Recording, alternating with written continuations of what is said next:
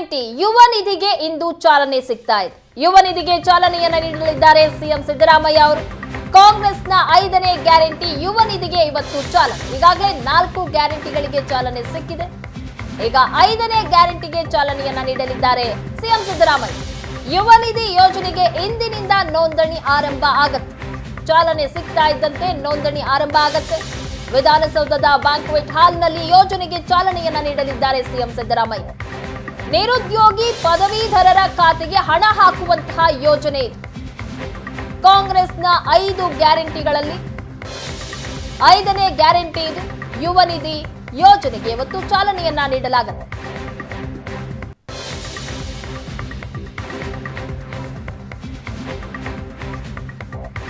ನೀವು ಪೋಷಕರಾಗಲು ಕಾಯುತ್ತಿದ್ದೀರಾ? ಚಿಂತಿಸದಿರಿ. Oasis fertility 90,000 ದಂಪತಿಗಳ ಜೀವನದಲ್ಲಿ ಸಂತೋಷವನ್ನು ತಂದಿದೆ. 7825893601ಗೆ ಕರೆ ಮಾಡಿ. ಅತ್ಯದ್ಭುತ ರಿಯಾಯಿತಿ ಪಡೆಯಿರಿ ಹಾಗೂ ಎಲ್ಲರಿಗೂ ಗುಡ್ ನ್ಯೂಸ್ ಕೊಡಿ.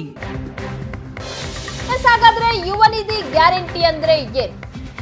ಯಾರೆಲ್ಲ ಫಲಾನುಭವಿಗಳಾಗಿರ್ತಾರೆ? ಪದವೀಧರರಿಗೆ ಮಾಸಿಕ 3,000 ರೂಪಾಯಿಯನ್ನ ನೀಡಲಾಗುತ್ತೆ ಈ ಗ್ಯಾರಂಟಿ ಯೋಜನೆ ಮೂಲಕ. ಡಿಪ್ಲೊಮಾ ಹೋಲ್ಡರ್ಸ್ಗೆ ಮಾಸಿಕ 1,500 ರೂಪಾಯಿ ನಿರುದ್ಯೋಗ ಭತ್ಯೆ ನೀಡಲಾಗುತ್ತೆ. ಫಲಾನುಭವಿಗಳಿಗೆ 2 ವರ್ಷದವರೆಗೂ ಸಹ ಖಾತೆಗೆ ಹಣವನ್ನ ವರ್ಗಾವಣೆ ಮಾಡಲಾಗುತ್ತೆ ಈ ಯೋಜನೆ ಮೂಲಕ. ಯುವ ನಿಧಿ ಯೋಜನೆಗೆ 4,81,000 ಪದವೀಧರರಿದ್ದಾರೆ. 48,153 ಡಿಪ್ಲೊಮಾ ತೇರ್ಗಡೆಯಾದವರು ಸಹ ಸೇರಿ ಅಂದಾಜು 5,29,153 ಫಲಾನುಭವಿಗಳಿದ್ದಾರೆ. 2023-24ರಲ್ಲಿ ನಿರುದ್ಯೋಗ ಭತ್ಯೆ ನೀಡುವುದಕ್ಕೆ 250 ಕೋಟಿ ಅನುದಾನ ಬೇಕಾಗುತ್ತೆ. ಪದವೀಧರರಿಗೆ ಮಾಸಿಕ 3,000 ರೂಪಾಯಿ ಕೊಟ್ಟರೆ ಡಿಪ್ಲೊಮಾ ಹೋಲ್ಡರ್ಸ್ಗೆ ಮಾಸಿಕ 1,500 ರೂಪಾಯಿ ನಿರುದ್ಯೋಗ ಭತ್ಯೆಯನ್ನ ನೀಡುವಂತಹ ಯೋಜನೆ ಇದೆ. ಯಾರಿಗೆ ಸಿಗುತ್ತೆ ಯಾರಿಗೆ ಸಿಗಲ್ಲ ಅಂತ ನೋಡ್ತಾ ಹೋಗೋದಾದ್ರೆ 2022-23ರಲ್ಲಿ ವ್ಯಾಸಂಗ ಮಾಡಿ 2023ರಲ್ಲಿ ಪಾಸ್ ಆಗಿರಬೇಕು. ರಾಜ್ಯದಲ್ಲಿ ಕನಿಷ್ಠ 6 ವರ್ಷಗಳ ಕಾಲ ವ್ಯಾಸಂಗವನ್ನ ಮಾಡಿರಬೇಕು. ಸ್ವಯಂ ಉದ್ಯೋಗಿಗಳಾಗಿದ್ರೆ ನಿರುದ್ಯೋಗ ಭತ್ಯೆ ಇರೋದಿಲ್ಲ. ಸರ್ಕಾರಿ ಅನುದಾನಿತ ಖಾಸಗಿ ನೌಕರರಾಗಿದ್ರೆ ಯೋಜನೆಗೆ ಅರ್ಹರಲ್ಲ. ಸರ್ಕಾರಿ ಅನುದಾನಿತ ಸಂಸ್ಥೆ ಉದ್ಯೋಗದಲ್ಲಿ ಇರಬಾರದು. ವಿದ್ಯಾಭ್ಯಾಸವನ್ನ ಮುಂದುವರಿಸುವ ಅಭ್ಯರ್ಥಿಗಳಿಗೂ ಸಹ ಭತ್ಯೆ ಇರೋದಿಲ್ಲ. ರಾಜ್ಯದಲ್ಲಿ ಕನಿಷ್ಠ 6 ವರ್ಷಗಳ ಕಾಲ ವ್ಯಾಸಂಗವನ್ನ ಮಾಡಿರಲೇಬೇಕು. ಸ್ವಯಂ ಆಗಿ ಏನಾದರೂ ಉದ್ಯೋಗ ಮಾಡ್ತಾ ಇದ್ರೆ ಅಂತವರಿಗೆ ನಿರುದ್ಯೋಗ ಭತ್ಯೆ ಸಿಗೋದಿಲ್ಲ.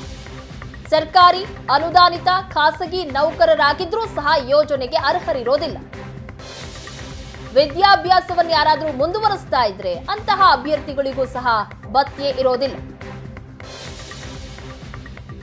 ಹಾಗಾದ್ರೆ ಈ ಯುವ ನಿಧಿ ಯೋಜನೆಯ ಫಲಾನುಭವಿಗಳು ಯಾವೆಲ್ಲ ದಾಖಲೆಗಳನ್ನ ಪಡೆದುಕೊಂಡಿರ್ಬೇಕಾಗತ್ತೆ ಅನ್ನೋದು ಸಹ ಪ್ರಮುಖ ಆಗ್ತಾ ಹೋಗುತ್ತೆ. ಈ ಬಗ್ಗೆ ಹೆಚ್ಚಿನ ಡೀಟೇಲ್ಸ್ ಕೊಡ್ತಾರೆ ನಮ್ಮ ಪ್ರತಿನಿಧಿ ಆನಂದ್.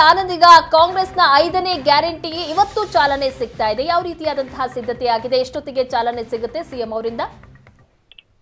ಪ್ರಗತಿ ಚುನಾವಣಾ ಸಂದರ್ಭದಲ್ಲಿ ಯುವ ಮತಗಳನ್ನ ಸೆಳೆಯಬೇಕು ಅನ್ನುವಂತ ಉದ್ದೇಶ ಇಟ್ಕೊಂಡು ಕಾಂಗ್ರೆಸ್ ಪ್ರಣಾಳಿಕೆಯಲ್ಲಿ ಅತ್ಯಂತ ಮಹತ್ವದ ಯುವ ನಿಧಿ ಯೋಜನೆಯನ್ನ ಜಾರಿ ಮಾಡುವುದಾಗಿ ಪ್ರಣಾಳಿಕೆಯಲ್ಲಿ ಘೋಷಣೆ ಮಾಡಿತ್ತು. ಸರ್ಕಾರ ಅಧಿಕಾರಕ್ಕೆ ಬಂದು 7 ತಿಂಗಳಾಗ್ತಾ ಬಂದರೂ ಕೂಡ ಈ ಯೋಜನೆ ಯಾವಾಗ ಜಾರಿ ಅಂತಕ್ಕಂಥ ಕುತೂಹಲಕ್ಕೆ ಇವತ್ತು ಅಧಿಕೃತವಾಗಿ ತೆರೆ ಬೀಳ್ತಾ ಇದೆ.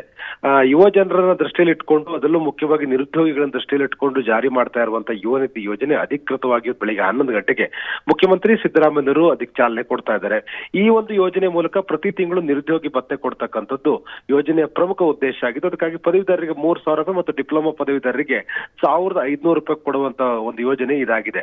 ಹಾಗಾಗಿ ಮುಖ್ಯಮಂತ್ರಿ ಗರಿಷ್ಠ 2 ವರ್ಷದವರೆಗೆ ಈ ಒಂದು ಯೋಜನೆಯಡಿ ಸಹಾಯಧನ ನೀಡತಕ್ಕಂಥ, ಆ ಮೂಲಕ ಯುವತಿಯರಿಗೆ ಬದುಕಿಗೆ ಆಶಾಕಿರಣ ಆಗಬೇಕು ಅಂತಕ್ಕಂಥ ಸರ್ಕಾರದ ಲೆಕ್ಕಾಚಾರ. ಈ ಸಂಕಲ್ಪವನ್ನು ಇಟ್ಕೊಂಡು ಸರ್ಕಾರ ಯುವ ನಿಧಿ ಯೋಜನೆಯನ್ನು ಜಾರಿ ಮಾಡ್ತಾ ಇದೆ. ಸೊ ಇವತ್ತು ಅಧಿಕೃತವಾಗಿ ನೋಂದಣಿ ಪ್ರಕ್ರಿಯೆಗಳು ಆರಂಭ ಆಗತ್ತೆ. ಅಂದ್ರೆ ಇದು ಬಹಳ ಮುಖ್ಯವಾಗಿ 2023ರಲ್ಲಿ ಪದವಿಯನ್ನು ಪಡೆದುಕೊಂಡಿರ್ತಕ್ಕಂಥ ಇಲ್ಲವೇ ಡಿಪ್ಲೊಮಾ ಉತ್ತೀರ್ಣದ ವಿದ್ಯಾರ್ಥಿಗಳು ಕನಿಷ್ಠ 6 ತಿಂಗಳವರೆಗೆ ಸರ್ಕಾರಿ ಅಥವಾ ಖಾಸಗಿ ಉದ್ಯೋಗ ಹೊಂದಿಲ್ಲದೆ ಇರತಕ್ಕಂಥವ್ರು ಮತ್ತು ಕರ್ನಾಟಕದಲ್ಲಿ ವಾಸ ಮಾಡ್ತಾ ಇರತಕ್ಕಂಥವ್ರು ಇವರಿಗೆ ಈ ಒಂದು ಯೋಜನೆಯ ಲಾಭವ ಸಿಗುವ ರೀತಿ ಯೋಜನೆಯನ್ನ ಪ್ಲಾನ್ ಮಾಡಲಾಗಿದೆ. ಮತ್ತು ಸ್ವಂತ ಉದ್ಯೋಗ ಹೊಂದಿಲ್ಲದೆ ಇರತಕ್ಕಂಥವ್ರು ಮತ್ತು ಉನ್ನತ ವಿದ್ಯಾಭ್ಯಾಸ ಮುಂದುವರಿಸದೇ ಇರತಕ್ಕಂಥವ್ರು ಈ ಯೋಜನೆ ಲಾಭವನ್ನು ಪಡೆದುಕೊಳ್ತಾರೆ. ಮತ್ತು ಬಹಳ ಮುಖ್ಯವಾಗಿ ಈ ಯೋಜನೆ ಮೂಲಕ ಯಾರ್ಯಾರು ನಿರುದ್ಯೋಗಿಗಳಿದ್ದಾರೋ ಆ ನಿರುದ್ಯೋಗಿಗಳಿಗೆ ಒಂದು ಮಾನಸಿಕವಾಗಿ ಆರ್ಥಿಕವಾಗಿ ಆರ್ಥಿಕವಾಗಿರ್ತಕ್ಕಂಥ ಸ್ವಾವಲಂಬನೆ ನಿಟ್ಟಿನಲ್ಲಿ ಒಂದು ಸಹಾಯ ಮಾಡಬೇಕು ಅಂತಕ್ಕಂಥ ಹಿನ್ನೆಲೆಯಲ್ಲಿ ಈ ಯೋಜನೆ ಜಾರಿ ಆಗ್ತಾ ಇದೆ.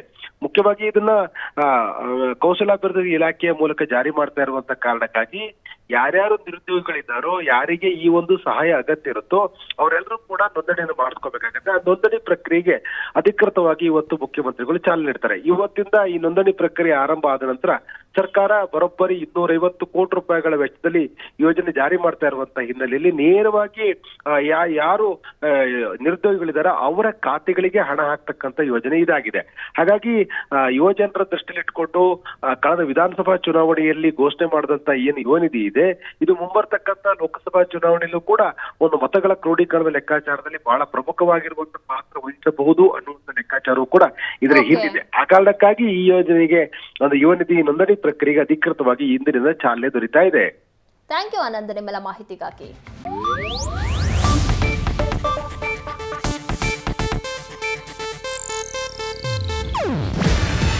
ಇದು ಏಷ್ಯಾನೆಟ್ ನ್ಯೂಸ್ ನೆಟ್ವರ್ಕ್ ಪ್ರಸ್ತುತಿ. ನೀವು ನೋಡ್ತಿದ್ದೀರಾ ಏಷ್ಯಾನೆಟ್ ಸುವರ್ಣ ನ್ಯೂಸ್.